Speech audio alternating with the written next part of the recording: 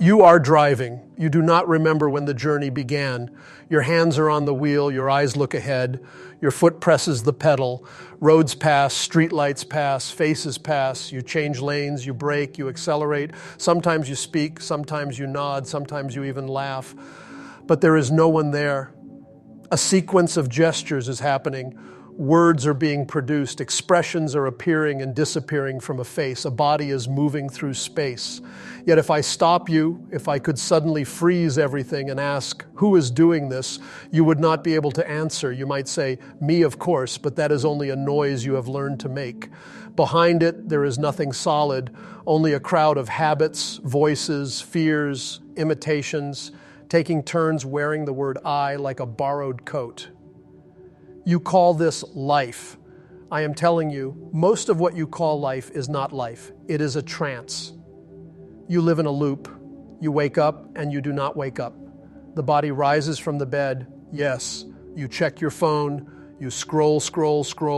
Part of you is irritated. Another part is hungry. Another is anxious about the day. Another is already planning an imaginary argument. They pass through you one after another, and each one says, I, and you obey them without question.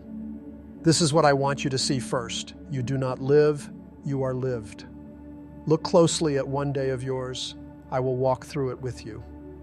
The alarm rings. Perhaps you hit snooze 3 times. Perhaps you curse the morning. Perhaps you reach for your device before you even reach for your own breath. Already, you are not there. A stream of impressions flows into you. Messages, news, images, little red numbers demanding attention. Your nervous system is being pulled and twisted before the day has even begun, and there is no one to defend it. You go to wash. While your hands move, your mind is not here. It is replaying yesterday's conversation or imagining a future one. You speak to phantoms, justify yourself, attack others, defend yourself against accusations that no one is making.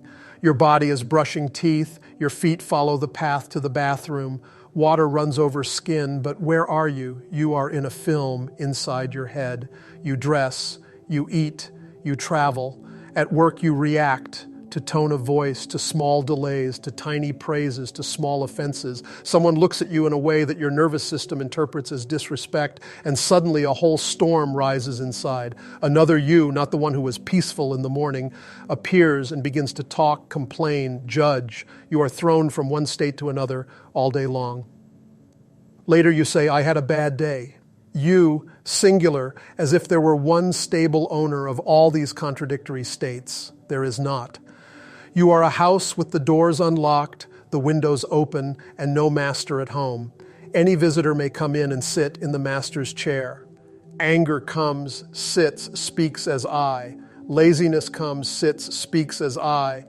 Fear comes, jealousy comes, vanity comes. Each in turn sits in the same place and calls itself by your name. You do not notice the substitutions because you are asleep. This is why I say you are not yet alive. You are a mechanism, highly sensitive, full of possibilities, but functioning almost entirely on automatic lines. Do not be offended. If you feel offended, notice who it is that feels offended. One part of you wants to listen. Another is already defending, justifying, arguing. One part hears something true and is afraid. Another part wants to escape. Another part is fascinated. Which of them is you? You speak of myself as if you were one continuous being. You say, I decided, I chose, I failed, I will change. But observe honestly, the I that decides in the evening to rise early is not the same I that throws the alarm across the room in the morning. The I that wishes to be patient is not the same I that shouts in anger. The I that wants to learn something new is not the same I that finds endless distractions. This inner multiplicity is the first humiliation you must accept. You are not one, you are many, you are a crowd. You have never met your real I. You have only met the masks. From childhood, pieces started to assemble around you. What your parents called you, what your teachers rewarded, what your culture praised, what your friends mocked, what frightened you, what brought approval. Little by little, a surface construction appeared, something that could smile on command, speak the right phrases, show the right emotions in public. This construction is what you call your personality. It has a name, a story, preferences, opinions. This personality is not evil in itself. It is necessary for moving among other sleeping beings. But when you mistake it for your essence, your soul, your true self, you are lost. The mask stops being a tool and becomes a prison. How does this prison work? It protects you from truth. If I touch a place where you are weak, a defense appears, you say, that's not me, or I already know this, or this is negative, I want only positive. The personality cannot tolerate exposure. It lives on images of itself. It must be kind, it was intelligent, it was spiritual, strong, depending on the story it has adopted. Anything that threatens this image is denied, projected outward, or buried. Meanwhile, your real nature, deeper, quieter, more honest, is suffocating behind this armor. Beneath the mask, fragments of a higher possibility are buried. There is a taste of sincerity, a capacity for real love, an ability to remain present, an impulse toward truth at any cost. These are not from your personality. They come from a deeper layer, older than your social conditioning. I will call it your essence. Essence in you is young, undeveloped, neglected. Personality is overfed, overvalued, always talking. Personality is fascinated by itself. Essence is silent and waits. As you are now, most of your life is lived from personality in waking sleep. You react according to your type, your conditioning, your habitual associations. If someone touches one of your automatic buttons, a ready-made program runs. You call this being myself. I call it sleep. Look at the process of one of your reactions. Someone criticizes you. At once, a tension appears in the body, heat in the chest, a tightening of the jaw. Thoughts race to defend. They are unfair. They don't understand. Images flash of past incidents where you felt misunderstood. Emotion rises. Perhaps you withdraw. Perhaps you attack. Perhaps you smile but secretly resent. In any case, the entire sequence unfolds almost without your participation. By the time you notice what happened, the reaction is over, and another part of you is either proud of how you handled it or ashamed and begins self-attack. Where were you inside this chain? Who saw it happening as it happened? Understand this clearly. As long as no one is present inside to observe, your life belongs to the reaction, to the habit, to the mechanical program. You wish to be free. You speak of free will, choice, and destiny. But the freedom you dream of is impossible in your present state. A machine cannot be free. It can only function according to its design and according to the forces acting on it. If you are not present beyond your programs, the program chooses for you. Circumstances press this button, society presses that button, the nervous system reacts, and you think you chose. This is why I say to you, you are not what you think you are. You are smaller and greater than you imagine. Smaller because what you call I is a thin layer. Greater because behind that layer there is the possibility of a real I, a conscious being not entirely at the mercy of mechanical forces. To approach this, you must begin by watching, not vague, dreamy watching, not philosophical speculation, precise, practical, merciless self-observation. Right now, as you hear this, notice, how are you sitting or lying? Where is the breath? Is the body tense or relaxed? What is happening in the chest? Is there resistance, curiosity, irritation, boredom? What thoughts appear? This is interesting. This is too harsh. This explains so much. I've heard this before. Notice them as phenomena, not as truth. This is the first exercise. You make a small separation between what you are and what passes through you. You say silently, I notice tension in the shoulders. I notice a thought that wants to agree. I notice a thought that wants to argue. I notice fear. I notice impatience. Do not say, I am impatient and I am afraid. You do not yet know who you are. For now, be the one who sees. Do this for one full day. Take it as a scientific experiment. For 24 hours, as much as you remember, turn the attention back on yourself. When you walk, notice the sensations of the feet touching the ground. When you speak, listen to your own tone. Feel what it does to your body. When you eat, notice how quickly or slowly you take each bite. When you scroll through your device, Observe what states each image or sentence awakens in you. You will fail 1,000 times. You will forget for hours. You will be swept away into dreams, arguments, fantasies. But each moment you remember, you have a chance to wake up for 1 second. That 1 second is worth more than an hour of ordinary life. You will discover something shocking. You are almost never present. Seconds of presence are rare islands in an ocean of forgetting. Do not be discouraged by this discovery. Take it as the first real knowledge about yourself. As long as you believed you were already awake, there was no hope. Now you begin to see your actual condition, constant inner movement without a stable center. To understand yourself more deeply, you must begin to see how different parts of you function. For simplicity, we can speak of 3 main centers of activity in you. One is the intellectual center: thoughts, images, comparisons, explanations, stories, inner commentary. This center is very quick with words. It likes to think about thinking. It believes it runs your life. Another is the emotional center: waves of feeling, attraction, aversion, hurt, joy, resentment, love, fear, excitement, tenderness. This center is often faster than thought. It colors everything. The third is the moving instinctive center: the body's movements, postures, habits, reflexes, breathing patterns, the way you tap your foot or clench your jaw, the rhythms of hunger and fatigue, the automatic skills you have learned. In your present state, these 3 are almost never in harmony. Often, one center tries to do the work of another. Thought tries to force emotion. Emotion tries to guide action without understanding.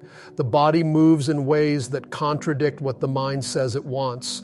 This inner discord is a hidden source of suffering. For example, intellectually you decide, I will not check my phone for the next hour. Emotionally you feel restless, afraid of missing something. In the body, the hand reaches almost by itself. There is conflict. One part of you judges another. Energy is wasted. You call this weak will, lack of discipline, and you blame yourself. But blame is useless. The real problem is disharmony among centers and absence of a master. Real work begins when you star.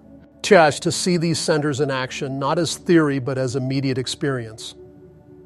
Practice this. Several times a day, stop for 10 seconds. Do not change your posture. Do not close your eyes unless you must. Simply divide your attention, part of it on the body, part on the emotional state, part on the thoughts. Imagine that 3 mirrors are being held up at once. In one mirror, you see the posture, the breathing, the small tensions. In another, you feel the taste of your mood: irritated, tired, neutral, content, anxious. In the third, you notice what the mind is saying or showing: phrases, images, evaluations. Do this without judgment. You are not trying to improve anything in those 10 seconds. You are only trying to see. This simple act, seeing 3 aspects of yourself at once, is the beginning of a new faculty. It is the embryo of a different I, an observer that is not completely identified with any single impulse. If this observer can grow, a new center of gravity can appear in you. Then, slowly, a real life can begin. But it is not enough to observe occasionally. The sleep you are in is deep and supported by many forces: your habits, your environment, your entertainments, your fears, your desires, the whole momentum of your upbringing and culture. All of that pushes you to remain mechanical. To awaken even slightly, you must introduce what I will call shocks, deliberate interruptions of automaticity. Imagine a wheel spinning by itself. If nothing disturbs it, it will spin in the same way indefinitely, slowed only by friction. Your life is such a wheel. To change its motion, a new force must be applied, a shock from another level. One form of such shock is the voluntary act of saying no to a small, ordinary habit, not as repression, not as moral self-torture, but as a conscious experiment.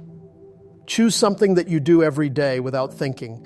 Checking your device at every idle moment, adding unnecessary sugar to your drink, slouching, interrupting others, filling every silence with sound. For 1 hour or 1 day or 1 week, decide, I will not follow this habit. Then watch.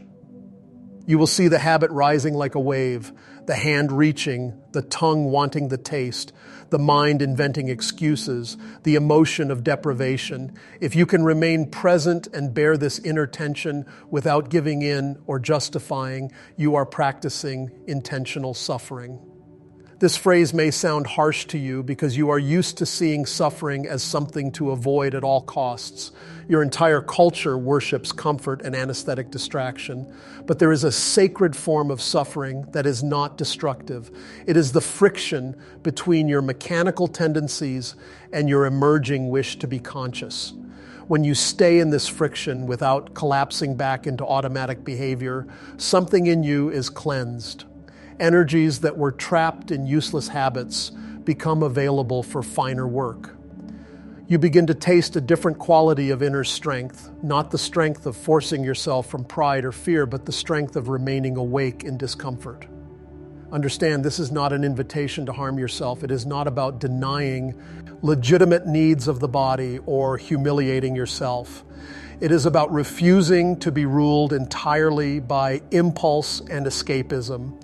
It is about submitting your everyday life to a new law, the law of conscious effort. Every ordinary situation can become material for this effort. In a conversation, instead of automatically defending yourself, you can watch the impulse to defend and remain silent for a moment. At the table, instead of eating as fast as the impulse demands, you can slow down and feel each movement. When anger rises, instead of exploding or suppressing, you can hold the sensation, feel its heat in the body, and watch it as a phenomenon you do not fully identify with. Work, relationships, conflicts, boredom, all of these become your training ground. You do not need a monastery, a cave, or a retreat to practice. In fact, if you escape from life to seek peace, you may only be strengthening your fantasies about yourself. The real test of consciousness is in the marketplace, in the kitchen, in traffic, in meetings, in those small irritations that strip away your illusions.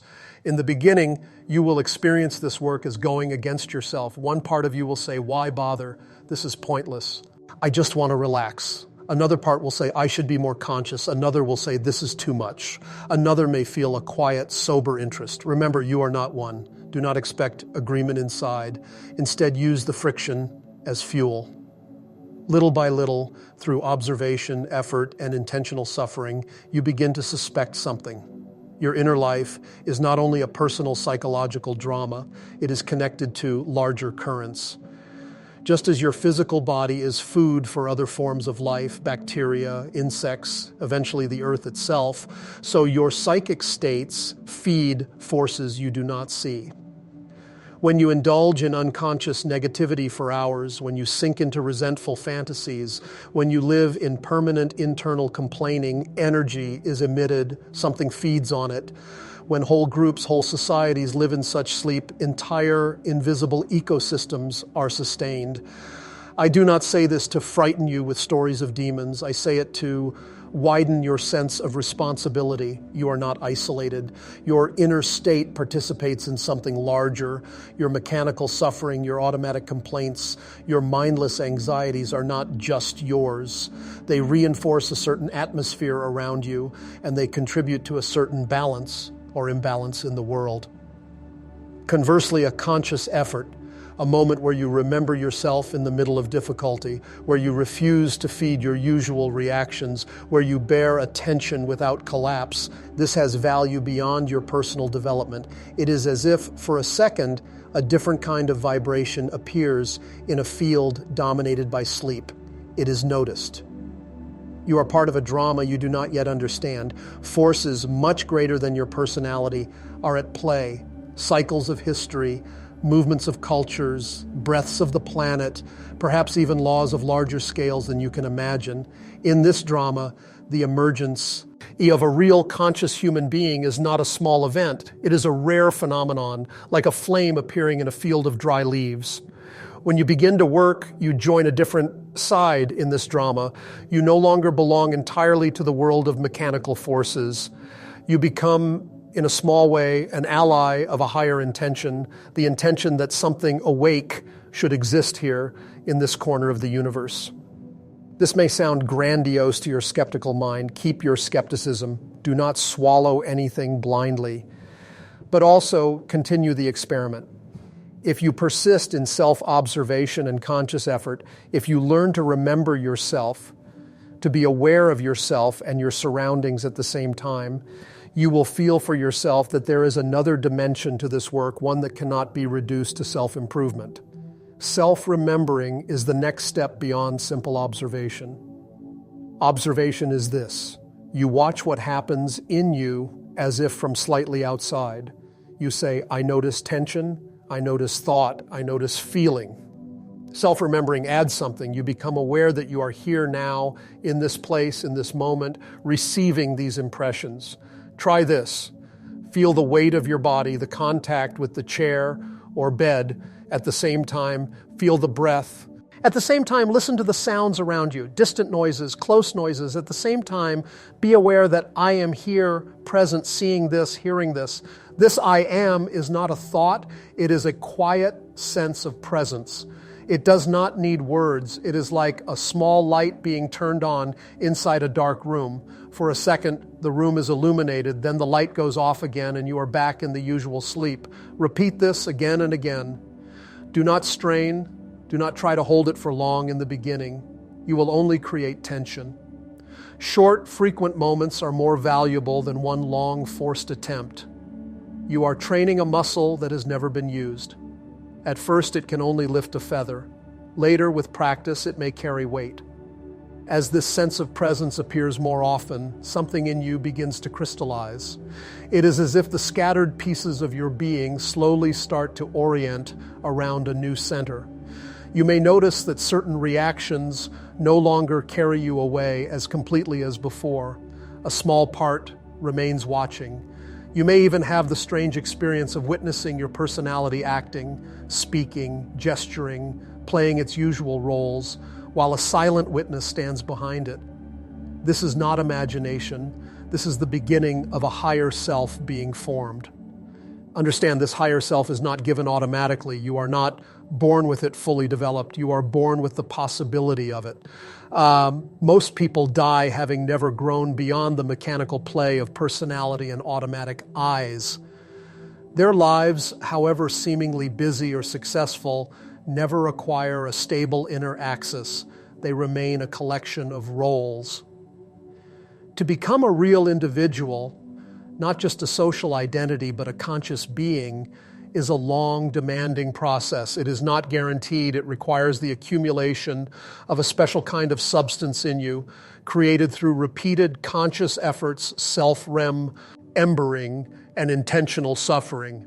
When enough of this substance has gathered, a permanent center can appear, an I not easily shaken by passing states. Then, for the first time, you could truly say, I am, and it would mean something. Until then, you are in preparation. You are an unfinished experiment. Do you begin to see now why I say that most humans are not alive? They are biologically alive, of course. They are emotionally agitated, mentally busy, physically active, but they do not possess themselves. They do not know who or what they are. They move through the world as instruments of forces they never perceive. To be alive in the full sense would mean to be present, conscious, responsible for your inner world, able to choose, not once in a crisis, but again and again in the ordinary flow of life. You may ask, if this work is so important, why is it not taught everywhere? Why are we not educated from childhood to observe ourselves, to harmonize our centers, to cultivate presence? Because sleep perpetuates itself. Mechanical humanity builds mechanical institutions, schools, entertainment, politics, even religions. All of them, with rare exceptions, reinforce identification, pride, fear, dependency on outer authorities. Systems that truly shake human sleep are uncomfortable to the structures that profit from it, so they are forgotten, distorted, or hidden. Do not waste energy blaming society, governments, corporations, or your parents. They too are asleep. The point is not to accuse, but to wake up in the middle of this, to be in the world, but not entirely of its unconsciousness. Now I will speak to you plainly. You have heard these words. They have entered you as impressions. Some parts of you agree, some resist, some don't care, some are stirred. From this moment, you cannot honestly claim that you never encountered such an idea. You have been told that you are asleep, that you are many, that personality is a mask, that a higher self is possible through conscious work. So now there is a choice. You can continue as you have been. You can let this become just another interesting idea, another video, another momentary inspiration. You can go back to your habits, your distractions, your resentments, your mechanical routines. You can tell yourself, maybe later I will work on myself, and watch years pass. Many do this. They die as they lived, dreaming they were awake. Or you can accept the burden of awakening. I do not promise you comfort. There will be inner earthquakes. Illusions you are attached to will be challenged. You will see aspects of yourself you do not like. Parts of you will fight this work with subtle arguments. This is too extreme. This is unhealthy. This is unnecessary. I am fine as I am. You will have to endure the insecurity of not knowing who you are while your old identities crumble and something new has not yet solidified. But if you persist, if you submit your daily life to this experiment, if you learn to observe without lying, to remember yourself, to introduce conscious shocks into your routines, to bear the friction between your sleep and your wish to be awake, then slowly something indestructible can begin to take form within you. The choice is not in your thoughts. Many of your choices are just thoughts. The real choice is measured over time in repeated actions. So I will leave you with 2 precise tasks. They are simple, but they are not easy. First, for the next 7 days, create a small inner bell that rings several times a day. You can use an external reminder, a watch alarm, a phone, a certain recurring event like walking through a doorway or touching your device. Each time this bell rings, you must stop for 10 seconds and practice self-remembering. Feel the body, feel the breath. Notice the main emotion present. Notice what the mind is doing. Then, silently, without words, if possible, taste, I am here. Do not make a face. Do not change your posture intentionally. No one around you should know that anything is happening. This is your secret work. You will forget many times. When you remember that you forgot, do not scold yourself. Simply begin again in that moment. This is your first line of defense against sleep, small, frequent awakenings. Second, choose one mechanical habit that is not essential to your survival, but strongly ingrained. It could be the compulsion to check your device in every moment of boredom. It could be speaking ill of others. It could be taking in certain kinds of mental junk at night. For the same 7 days, make a firm decision to interrupt this habit, not forever. For 7 days. When the impulse arises, do not follow it blindly. Observe the sensations, the thoughts, the emotion of wanting. Let the craving burn in you without giving it the food it demands. Feel the discomfort, the restlessness, the excuses. Stay with them as long as you can, remembering yourself. If you fail and give in, do not drown in guilt. Use that too for observation, then renew your decision. These 2 tasks together, self-remembering at intervals and intentional interruption of one habit, are enough to begin turning the wheel of your life in a new direction. They will introduce cracks in your sleep. Through those cracks, something finer can enter. Do not wait for motivation. Do not wait to feel ready. Feelings come and go. Decisions made only by emotion die quickly. Anchor your decision in something deeper, a quiet recognition that your current way of existing is not worthy of the potential hidden in you. I am not here to entertain you or to comfort you. I am here to hold a mirror so clear that you can no longer pretend you have not seen your own sleep. What you do with that vision is your responsibility. Remember, your days are numbered. You do not know how many are left. Each day lived in unconscious repetition is one less opportunity to become what you were meant to become. You stand between 2 possibilities: to die as a well-adjusted machine or to live truly live as a conscious being, however imperfectly. The door is narrow. It requires that you carry less vanity, less self-deception, fewer excuses. But the door is open. Step through it, not with grand declarations, but with small, consistent acts of awareness. Begin now, not tomorrow, not after you think about it, not after you finish all your other distractions. Now, in this breath, in this sensation of your body, in this awareness that you are here listening in this very moment for 1 second, you are more alive than you have been all day. Do not let that second be the last